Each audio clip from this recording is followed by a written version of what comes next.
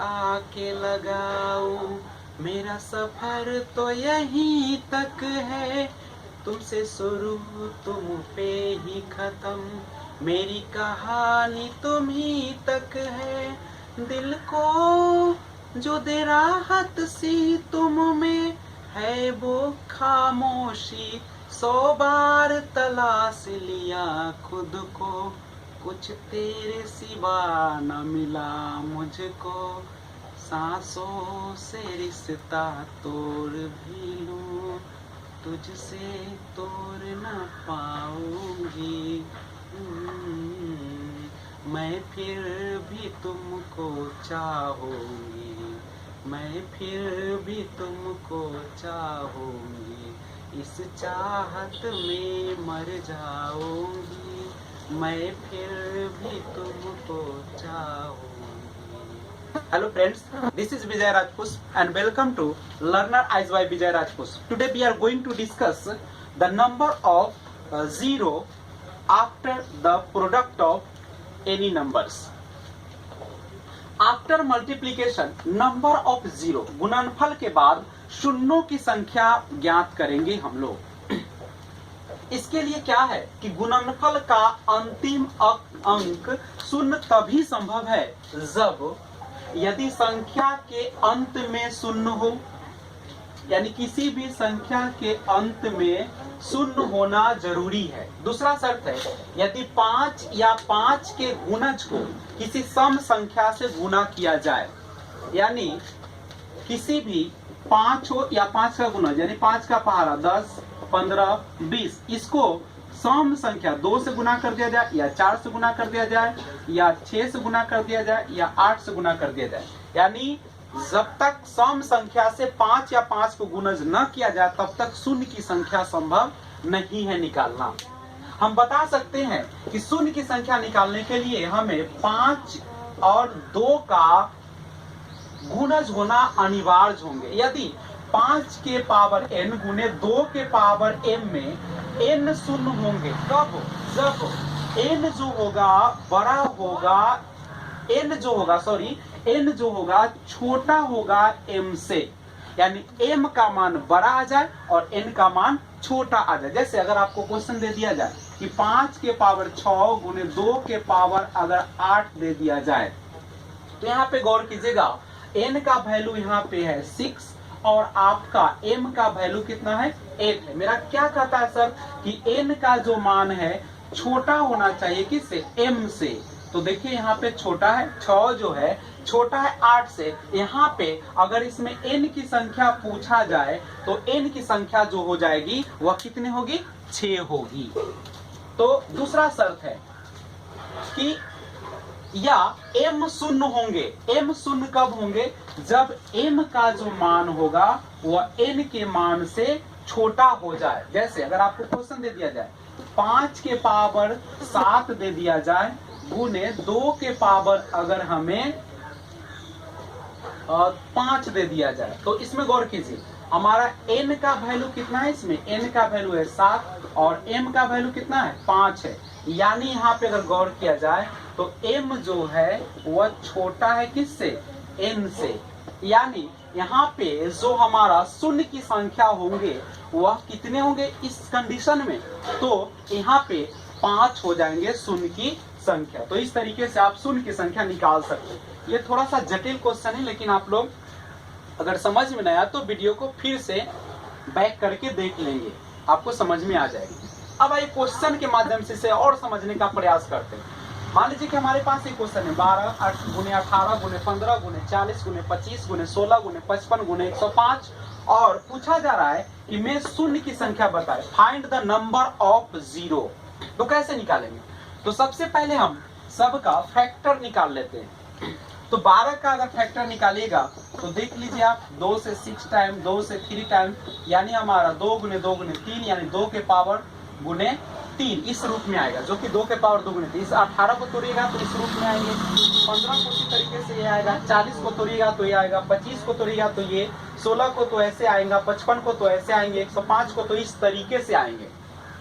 अब यहाँ पे गौर कीजिए, हमें शून्य की संख्या निकालने के लिए पहला शर्त क्या था कि या तो अंत में शून्य हो या दूसरा शर्त था कि 5 या 5 का मल्टीपल से गुना किया गया हो किसको, किसी सम संख्या को। तो ये हमारा कंडीशन देखिए पूरा कर रहा है क्या। तो यहाँ पे देखिए 12 सम संख्या है, 18 सम संख्या है, और ये 5 का गुणज है 5 × 15, 5 40 जो है से 5 का गुणज है 5 × 40, 25 5 का गुणज है 50 25, 16 सम संख्या 55 5 का गुणज है 11 टाइम्स हो जाएगा, और 105 जो है आपका फिर 21 टाइम्स में 5 का गुणज होगा। तो हमारा शर्त पूरा कर रहा है, 5 का गुणज है और सम संख्या से गुना कर दिया गया है, तो हम इसकी शून्य की संख्या निकाल सकते हैं। तो मैंने इस सब का फैक्टराइजेशन किया तो हमारा इस रूप में आया। हमें केवल मतलब किससे, 2 और 5 से है। तो मैंने 2 का देखा, यहाँ पे 2 के पावर 2 और 1 3, और यहाँ पे 3 तो 6 और 4 कितना हो गया 10, यानी 2 के पावर हमारा कुल हो गया 10। 5 का पावर काउंट कीजिएगा तो यहाँ पे 1 2 और 2 4 और 1 5 और 1 6, यानी 5 का पावर कितना हो गया 6। तो शून्य की संख्या निकालने के लिए हमें क्या चाहिए, केवल 2 और 5 चाहिए, इसके अतिरिक्त संख्याएं बेकार है। तो 2 और 5 को छोड़ के सब संख्या बेकार है। अब गौर कीजिए आप यहाँ पे यह जो हमारा है 6 जो है वह छोटा है किससे, 10 से, और आपने देखा था कि शून्य की संख्या जो होती है वह प्रोडक्ट के रूप में कुल कितनी होती है, तो वह जो होती है छोटा वाला होता है। तो यहाँ पे गुणनफल के बाद शून्यों की संख्या कितनी हो जाएगी, 6 हो जाएगी, यानी जो आपका पावर में कम रहता है वही आपका आंसर होता है। इसमें था पावर 6 था, इसमें पावर 10 था, तो कौन आपका आंसर हो गया, 6 हो गया गुणनफल की संख्या। इसी तरीके से इस क्वेश्चन को थोड़ा गौर कीजिएगा। अगर आपके पास यह क्वेश्चन दिया गया हो, find the number of zero 5 multiply 10 multiply 15 multiply 25 multiply 30, लेकिन आपको एक बात जरूर ध्यान में रखना है, या तो शून्य की संख्या दिया गया हो लास्ट में, या 5 के मल्टीपल के रूप में वह दिया गया हो, तभी आप इस क्वेश्चन को सॉल्व कर पाएंगे। तो आइए हम लोग इस क्वेश्चन को भी सॉल्व करने का प्रयास करते हैं। तो सबसे पहले देखिए हम इसे फैक्टराइज करेंगे। तो फैक्टराइज अगर करेंगे, जैसे 5 है तो 5 का तो 5 ही हो जाएगा, 10 का अगर तोड़िएगा तो कितना हो जाएगा 2 × 5। इसी तरीके से अगर आप 15 को तोड़िएगा तो कितना हो जाएगा 3 × 5 हो जाएगा। इसी तरीके से 25 को तोड़िएगा तो कितना हो जाएगा 5 × 5 हो जाएगा। 30 को तोड़ कर देखिए, तो 30 को अगर फैक्टराइज करेंगे तो हमारा इस तरीके से आएगा 2 3 5, 2 × 3 × 5 होगा। तो इस तरीके से हमारा टोटल फैक्टराइजेशन हमने निकाल दिया।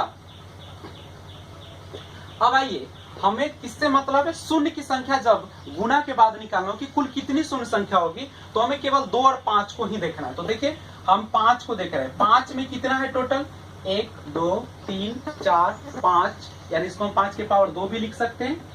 तो फिर से गिनते हैं, 1 2 3 और 2 5 और 1 6, यानी 5 के पावर 6, फिर 2 को गिनिए 1 और 1 2, यानी 2 के पावर 2। और हमें आंसर यानी पूछा जाए कि शून्यों की संख्या, यानी कुल शून्यों की संख्या अगर आपसे पूछा जाए तो आंसर क्या होता है, जो छोटा पावर होता है। तो छोटा पावर आप देख लीजिए कितना है 2 है, तो आपका आंसर क्या हो जाएगा 2।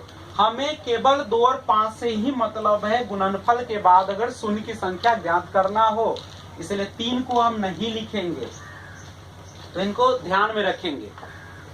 ये क्वेश्चन है हमारा शून्यों की संख्या ज्ञात करने के लिए। नंबर को हम लोग चेक करेंगे। तो आइए कैसे कैलकुलेट करेंगे बाइनरी नंबर, क्योंकि ये सीटेट के लिए बहुत ही इंपॉर्टेंट क्वेश्चन होते हैं। तो हम लोग सबसे पहले जानने का प्रयास करते हैं कि दाशमिक पद्धति को द्विधारी प्रणाली में कैसे बदली जाती है। यानी अगर आपके पास डेसिमल नंबर दिया हो तो बाइनरी नंबर में कैसे बदलेंगे, और बाइनरी में दिया हो तो डेसिमल में कैसे बदलेंगे।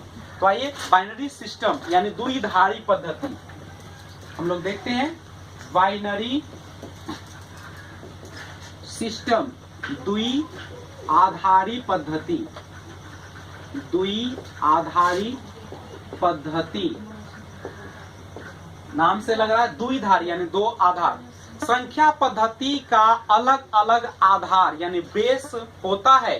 दाशमिक प्रणाली का आधार 10 और द्विधारी प्रणाली बाइनरी सिस्टम का आधार जो होते हैं 2 होता है। याद रखिएगा कि जब आपको दाशमिक प्रणाली हो, जैसे आपको अगर इस तरीके से लिखा रहे 12 और नीचे बेस में कितना है 10, तो इसे हम लोग कहते हैं दाशमिक प्रणाली। दाशमिक प्रणाली यानी डेसिमल, इसको हम लोग डेसिमल के नाम से जानेंगे, डेसिमल नंबर।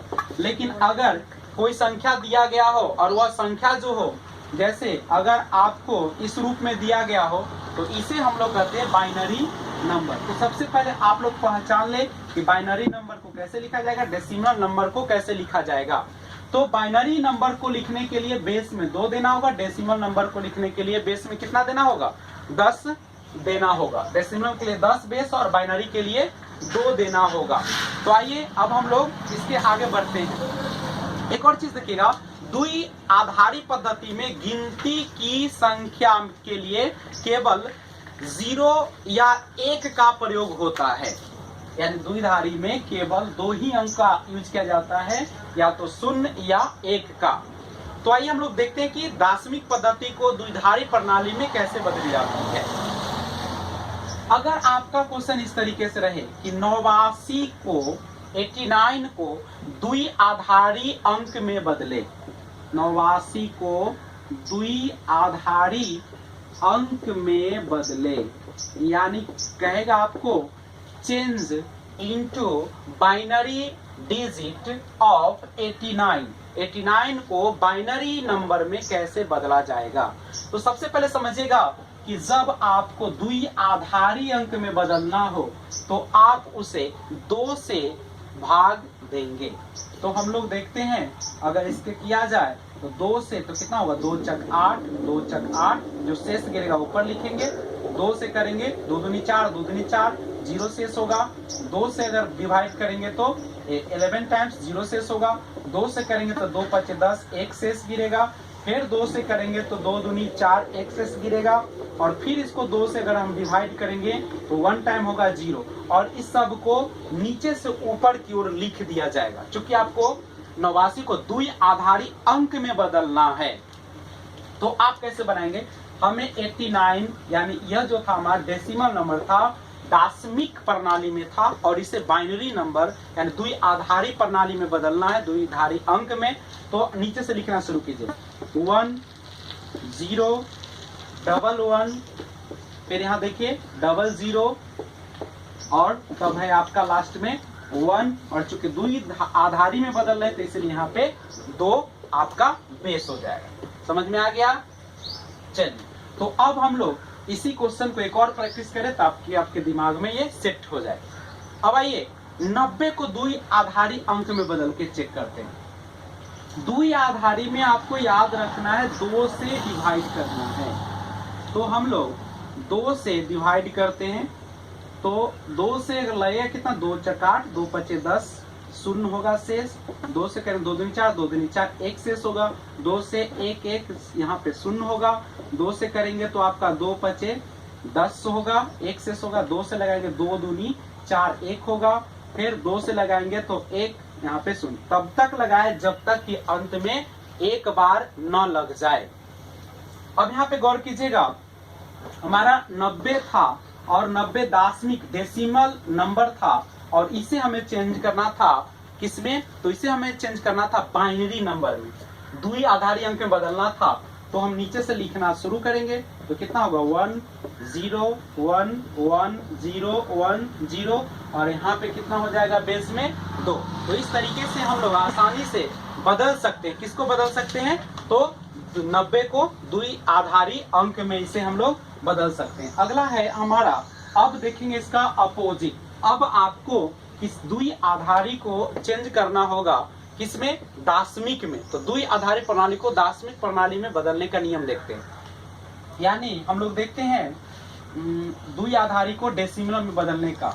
जैसे आपके पास क्वेश्चन दिया गया है, आपको इस तरीके से क्वेश्चन है 1001 टू द बेस 2, बेस है 2 को दाशमिक प्रणाली में बदले, को दाशमिक प्रणाली में बदले।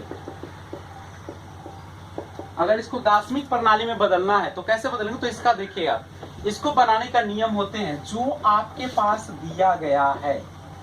ठीक है, उसे हम लोग क्या करेंगे, अलग अलग करके लिख देंगे। चलिए मैंने इसको अलग अलग करके लिख दिया, लेकिन याद रखिएगा जब आपको दार्शनिक प्रणाली में बदलना हो तभी ऐसा करेंगे।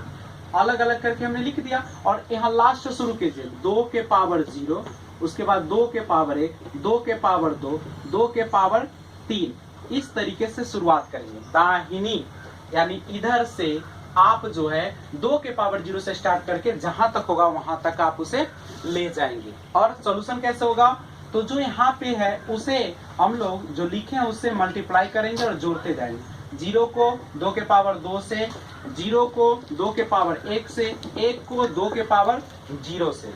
और एक बात याद रखिए, किसी भी संख्या का पावर अगर 0 हो जाए तो उसका वैल्यू 1 होता है। चाहे 5 के पावर अगर 0 रहे तो उसका वैल्यू 1, 6 के पावर 0 है तो उसका वैल्यू 1। यानी यहाँ पे देखिए 1, 2 को पावर 3 यानी 2 गुने 2 गुने 2, 0 को किसी भी संख्या से करें तो 0 होगा, 0 को किसी भी संख्या से मल्टीप्लाई करें 0 होगा, 2 के पावर 0 किसी भी संख्या का पावर अगर 0 घात 0 हो तो उसका वैल्यू 1 होता है। तो ये कितना हो जाएगा 8, 0 का कोई वैल्यू ही नहीं यहाँ पे, 8 और 1 9, यानी यहाँ पे 1001 ये हमारा द्विआधारी में दिया गया था, बाइनरी नंबर था और इसे हम लोग डेसिमल नंबर में चेंज करना है। तो ये हमारा डेसिमल नंबर में कितना हो जाएगा, 9 टू द बेस कितना 10 हो जाएगा। तो इस तरीके से यह क्वेश्चन आपका सॉल्व हो गया, दार्शनिक प्रणाली में बदल गई। कहीं भी परेशानी हो आप कमेंट करेंगे, हमें बताएंगे, मैं आपके लिए और अच्छी वीडियो बनाऊंगा। और एक बात ध्यान रखेंगे, अगर आपको ये पसंद आती है तो आप लाइक शेयर और सब्सक्राइब करना ना भूलें। अगला क्वेश्चन एक और देखेंगे यहाँ पे, और तो ज्यादा से ज्यादा इस वीडियो को शेयर करेंगे आप लोग, ताकि हम अच्छे से अच्छे वीडियो आपके लिए लाएं। एक क्वेश्चन और देखिए, अगर आपके पास इस तरीके से क्वेश्चन दिया गया हो, वह क्वेश्चन हो, अगर मान लीजिए कि आपके पास 4 टाइम्स 1 दिया गया हो और फिर 00 दिया गया हो, और इस क्वेश्चन को आपको दार्शनिक प्रणाली में बदलना है, को दार्शनिक प्रणाली में बदले। तो दार्शनिक प्रणाली में बदले तो कैसे बनाएंगे, अभी आपने तुरंत सीखा है। अगर आपके पास इस तरीके से क्वेश्चन है, ये आपको दिया गया था किस प्रणाली में, बाइनरी नंबर में दिया गया था, और दार्शनिक में चेंज करना, तो सभी को अलग अलग कर दिया जाए। तो मैंने सारे को पहले अलग अलग कर दिया, और अलग अलग करने के बाद नियम क्या था, पहले वाले पर 2 के पावर 0, इसके साथ 2 के पावर 1, इसके पावर 2 के पावर 2, 2 के पावर 3, 2 के पावर 4, 2 के पावर 5। और कैसे इसको हल करेंगे, तो इसको हल करने के लिए हम लोग देखते हैं, 1 है तो 1 कितना हो जाएगा, 2 के पावर 5 से मल्टीप्लाई करेंगे, 1 को 2 के पावर 4 से, 1 को 2 के पावर 3 से, और उसके बाद 1 को 2 के पावर 2 से, 0 को 2 के पावर 1 से, 0 को 2 के पावर 0 से। तो यहाँ पे देखिए 2 के पावर 5, इसको मल्टीप्लाई कीजिएगा तो 32 हो जाएगा, इसको कीजिएगा तो 16, ये 8 हो जाएगा, ये 4, 0 को किसी भी संख्या से गुना करेंगे तो 0, और यह 0, यानी यहाँ पे अगर जोड़िएगा तो कितना हो जाएगा, 32 और 16 48, 48 और 4 52 और 8 60, यानी आपका जो आंसर हो जाएगा वह हो जाएगा, ये द्विधारी पद्धति था, अंक था, और यह अब आपका दार्शनिक प्रणाली में बदल गया। दार्शनिक प्रणाली में इसका आंसर हो जाएगा ये। तो इस तरीके से आप किसी भी क्वेश्चन को हल कर सकते हैं। अब दोनों को मैं मिक्स करके एक क्वेश्चन बताता हूँ। अगर दोनों को मिक्स कर दिया जाए तो कैसे हल करेंगे, तो 2 क्वेश्चन था हमारे पास, एक था दार्शनिक प्रणाली और एक था आपको बाइनरी।